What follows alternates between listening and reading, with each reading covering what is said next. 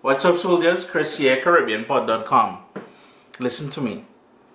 Lime lemon pureed. You guys saw that one there, but this time we're doing it a little bit different. Chris here, CaribbeanPod.com. Always a pleasure having you guys here in the kitchen with me. We are doing yet another sauce. Mr. Sauce is at it again. I promise you guys, after you saw that lime lemon one, I'm doing another one. This time, it's not so much of a sauce. It's so much of a chunky pickle, but when it starts to break down in that bottle, oi, things gonna change. Mr. Sauce says so, alright? Vibes it up.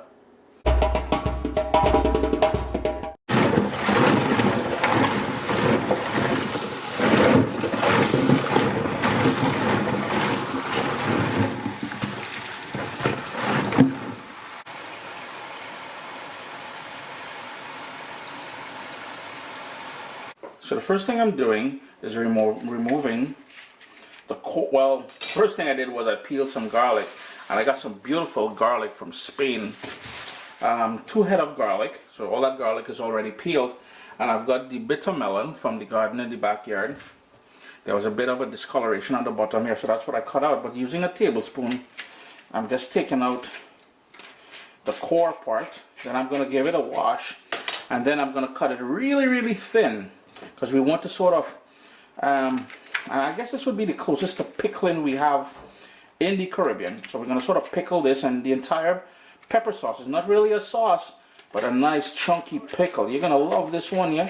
One more thing, while I do that, I want to show you. I've got some bird pepper, what we call bird pepper in the Caribbean. My dad told me this variety is called Kiskidi pepper. And you know, in the season, that's why I'm using up all the peppers, and you're seeing a lot of hot sauce recipes or pepper sauce recipes. So I'm going to use all of these. The ripe ones, the stems have already come off of them, and they're tiny, but yo, they pack a punch, man. But the green ones, I'm going to remove the stems off them.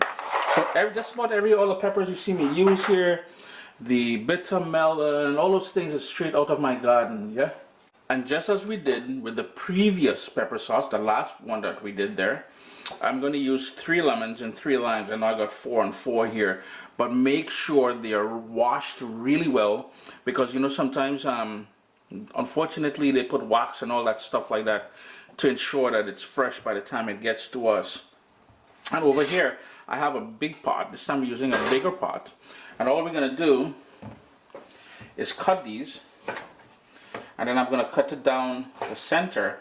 But this time, we're cutting it into smaller pieces, so maybe ½ of a centimeter.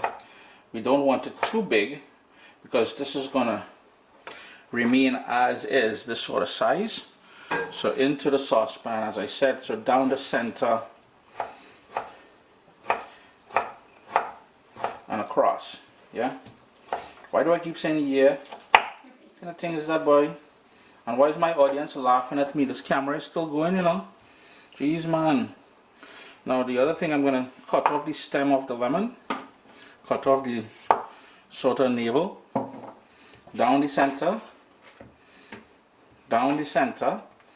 and same idea, the same size pieces as the lime, except in this case here my limes were seedless. These lemons are not seedless. Well, maybe I am lucky. Hey, what's up? But if there's seeds, you want to remove those seeds. All of this is going into the pot. One of the things I like doing as well, and you can see this one has seeds, so I've got to take it out. This sort of core that runs down the center of the lemon, I like to remove that.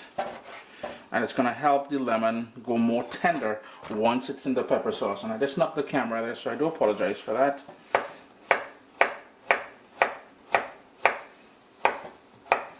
So now the job is to remove those seeds and discard them. It's all prepped and ready now. So we're going to go in with 2 cups of just plain old white vinegar, and we're going to turn up the heat now to medium, bring it up to a simmer, and allow it to simmer for about 15 minutes. And we're using a variety of peppers again. We got fatales, we've got Scotch bonnet, we've got habanero, we've got Trinidad Moruga scorpion, and we've got some green ones in the mix as well too. We also got a balance of the heat from that Trinidad Moruga scorpion, and this one is called a roulette. No heat whatsoever, but the the same flavor profile as habanero peppers. So, but this time, and the reason why I'm including some green ones, and this is a green Scotch bonnet, this is a green habanero. The reason why I'm including green ones this time, or in this version, is because it's a total different flavor profile than the ripe peppers. And what we want to do now, remember, wear gloves and wash your hands immediately after with soap and water, or you will pay the price. You want to go and cut it into thin pieces, and I am including the seeds and everything. Just be very careful when you do so. And that is the size that we're cutting it up. You're going to discard the stems one more time. I'll just quickly show you what I'm doing. No rhyme or reason, just really thin. If you want to control some of the heat, of course, and let's talk about that for a second. Let's cut one open, boom bam. The seeds and the white area surrounding the seeds there, that is where the sort of raw heat is. If you're scared of that, if you're a little meow, of course you can take that out, discard it, but you know, all right. I'm gonna continue slicing up. It's a bit of a work. The other thing you need to do, and you saw me prepare the garlic, the bitter melon. What I'm going to do is cut it down the center and then cut it into strips. Same idea, really thin, and that's going to soak up all that flavor, and the bitter melon itself is going to add a lovely flavor profile. And it's all about different flavors in this pepper sauce, all right? And again, it's not really a sauce, it's more chunky than anything else, but I'm showing all them from A to Z, don't worry. You can see the tiny bubbles just starting to happen there, so I'm going to turn my heat down all the way down to low and let that gently go there for about 10-15 minutes, as I said. But it's important that you allow it to, you know, nice and slow. So I just turned the stove off, and here's where I'm going to go in with my salt. And you want about a tablespoon of salt in there.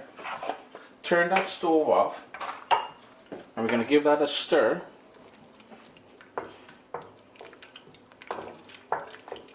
And let it start cooling. Now the reason why, and I forgot to mention this to you all, my grandparents, my mom, my dad, my Uncle B, he was the pepper sauce master. I am Mr. Pepper Sauce though. The reason why I boil this in that vinegar there, it's because the limes and lemons we get here in Canada does not break down the way I know it usually does in the Caribbean. So there's no need to do this step if you're in the Caribbean, but it's a sort of a fast track way to break it down as well too. So if you see me doing this and you're like, why Chris doing that? That is why. Here in Canada, that lime and lemon is Mr. Lime and Lemon. It is stand up hard like the thing on Viagra. Oh, did I just say that? Shoot. Anyhow, forget that little lyrics there. What I like doing to help bring this pepper sauce along, while it's still warm, you see that smoke that you're seeing coming up there? We're going to go in with all that thinly sliced pepper into the mix here. Yeah, seeds and everything is going in there, boy. Just look at the colors and the vibrancy. And remember, Uncle Chris is the one who coined the word Caribbean sunshine when it comes to Scotch bonnet peppers and all these hot peppers, all right? Then I'm going in with all of that bitter melon, and I'm going to give that a mixy mix. But first we got some more peppers to go in there. Got these bird's eye pepper or Kiskili pepper. Then we're going to go in with the garlic, and all I'm doing is smashing it with the side of my knife. And the reason why I want it in chunky pieces, as you can see, I want everything to have a bit of texture. Finally, some carrots. Yeah, that's just some baby carrots that I found at the grocery store on sale there. But you can just slice one big carrot, slice it up nice and thin, but it's going to add texture and color and vibe and everything else. Now I will give everything a good mix, because remember we got that salt in there as well, right? So we want that salt to help to balance off. And I keep saying balancing flavors and flavor and flavor and flavor, but that is realistically, that is what we're doing. The only other thing we've got to do is to get the juice of lime and lemons ready, but I won't add it here, and only because I want the freshness of that lime juice. 4 limes, 4 lemons. If you have more, obviously you can use more. I think actually, you know what, I'm going to use 6 limes and 6 lemons because there's quite a bit of peppers and everything here, and I want everything to be able to be covered in liquid. But we won't add it until the end because we want that, once this cools down, we want that to be the underlying fresh sort of flavor. Cool down. It's probably been about half an hour since I added everything to the pot here. And here's where now we're going to start putting everything into glass jars. That bubble you're hearing there, I've got a chicken wing peel out going right there. But a nice big sterilized bottle, or some small ones, totally up to you. You rock it how you want. We're just going to put everything in there. Try not to make too much of a mess as Chris is making. But the whole point is to just load this up into the bottle. The bottle is probably frosting because it's still warm. Some of the stuff is still warm. So I can't really give you guys the full effect of what I'm trying to achieve here, but you get the picture. And we're going to scrape everything, all those juices and everything into the bowl. Make sure we get every piece. Now the whole idea is to cover everything with liquid, and this is where I'd ask you guys to squeeze lime and lemon juice. I'm just straining it on there. Give everything a mix.